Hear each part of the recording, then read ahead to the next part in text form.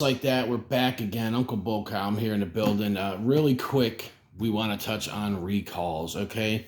This is for the safety of the public. You need to know about recalls, how to do a recall, how to properly execute a recall, just in case. And you have to actually have a written recall strategy in order to be approved to make hot sauce. We talked about record keeping. Record keeping is the main thing when it comes to recalls so that you can know what's going on. Say for instance, like I said, you get some tainted onions, you get some tainted vinegar. We rarely ever see vinegar. Onions, and that's something that there has been recalls on. And I don't know how, I know that a lot of the recalls on onions are, telling people that do not eat them raw. After acidifying and cooking them, I don't know what the risks are, but you still need to know no matter what. So this is why it says, you see right there, importance of records.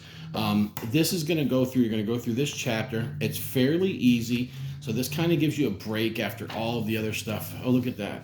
See, some notes in there that I printed off the computer. Yeah. And so, yeah, you're going to see stuff like that. So anyways, you're just going to go through this. You're going to learn about the RFR, which is the Reportable Food Registry, and that's where people they report when something happens, when they get sick or something like that, and then you can also report when you have an issue. Okay, an FDA recall. Okay, so there's different types of recalls. There's when the FDA does a recall, you're in hot water. I mean, it's just that's where things went a little bit too far. But there's also other types of recalls and sub recalls that you will learn in this. And you have to have a written recall strategy. This is the first draft of my recall plan strategy, but I'll share it with you guys just to let you know what was going through my mind here. And I have two parts, and then you also want to have a sheet, a contact sheet that has all of your information on it and the information of the RFR and the FDA hotline, all of that. You want to give this to anyone that is selling your hot sauce, any store that you sell it to, no matter what.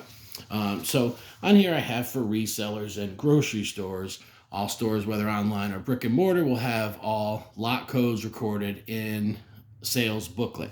So what I'm talking about right there is every store that has my sauces, I have these numbers, and I do very small batches. These numbers are written down, okay?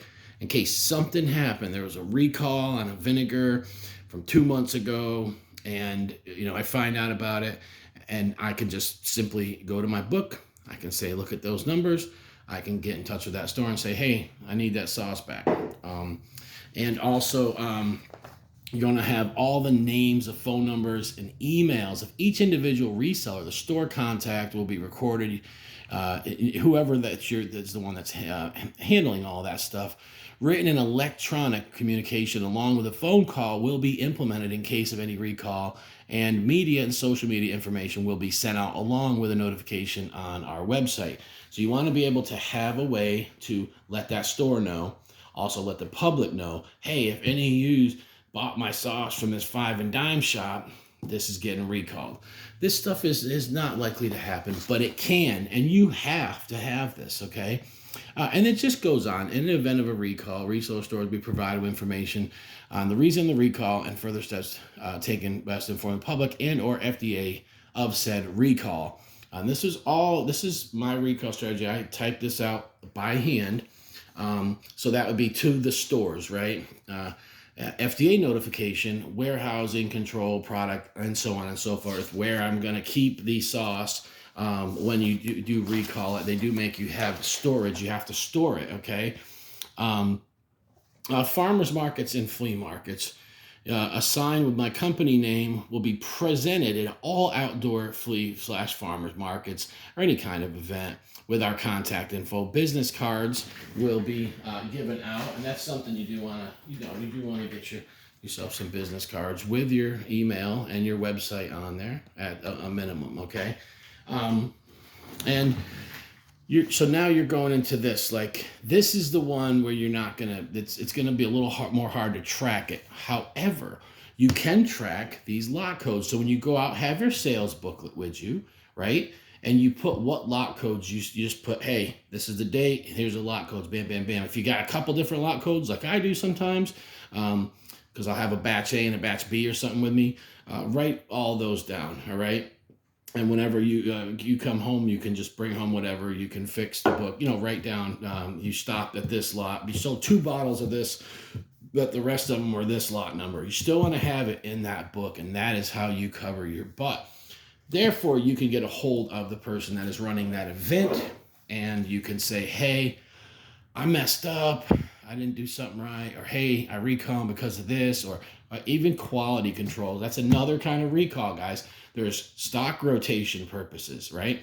Sometimes you go, and I don't really consider that recall, but it's in there, okay? Where you went in this little mom and pop shop, you gave them some hot sauce a year ago, they sold a few bottles for you, but there's some bottles just sitting there. And you're like, you know what? I don't like that. They've been sitting there a while. They might be losing their taste a little bit. I'm gonna give them some new sauce. So you're not recalling it for adulteration or anything like that. I also have on here online sales on how, and all my online sales are all tracked by the codes and the lot numbers also. So you want to have this written recall strategy. You have to have this when you give this to, this is going to go to the inspector, whether it be FDA or DOA, whoever inspects you.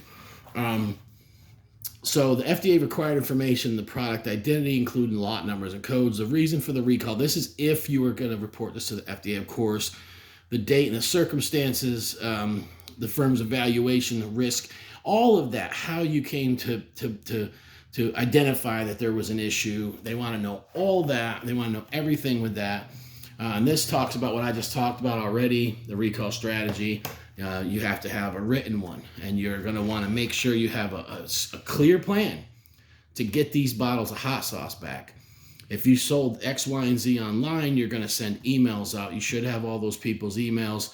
You're going to put something on your website. You're going to blast it on social media. You're going to tell everybody, hey, this sauce ain't no good. Send it back to me. I'll give you your money back.